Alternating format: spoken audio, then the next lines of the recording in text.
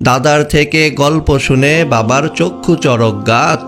তাদের সময় উঠান ভরা ছিল শুধুই মাছ। বাড়ির পাশেই খালের পাশে মাছ ছিল যে ভরা, এত এত মাছের বাহার হাত দিয়ে যায় ধরা।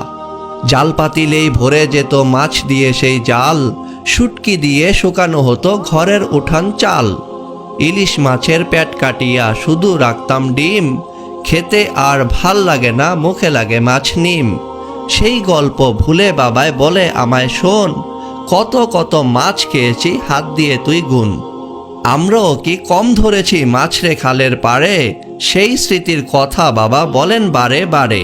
খেতে খেতে মাছ বুঝিলি মুখ হলো যে ব্যথা, তোদের কাছে স্বপ্ন এসব শুধুই রূপকথা।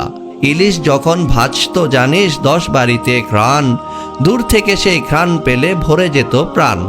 আহা কি স্বাদ ছিল রে, দুদিন রইত মুখে, হারিয়ে গেছে সেই দিনটা কতই ছিলাম সুখে। এখন আমি আমার ছেলের কাছে গল্প কই, আমিও কিন্তু কম খাইনি ঢেলা মলা রুই। যদিও এখন বড় বেলায় সবেই দেখি মিছে, এখন নাকি মাছ চাষ হয় ময়লা পানির নিচে। কত রকম কেমিক্যালে মাছ হয়ে যায় বড়, এসব খেলে দুদিন পরেই অসুখে খালি পড়ো। হারিয়ে গেছে নদী নালা ময়লা দিয়ে ঠাসা, বুড়ি গঙ্গার রূপটা দেখে হারিয়ে ফেলি ভাষা। দুর্গন্ধে যাওয়া যায় না আবর্জনার ঘ্রাণ, এর পাশে থাকলে কদিন নষ্ট হবে প্রাণ।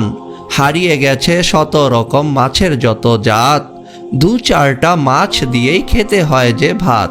ইলিশ মাছ আজ হারিয়ে গেছে স্বাদ, ভেজাল মাছকে বলে ইলিশ সোনার মতোই খাত।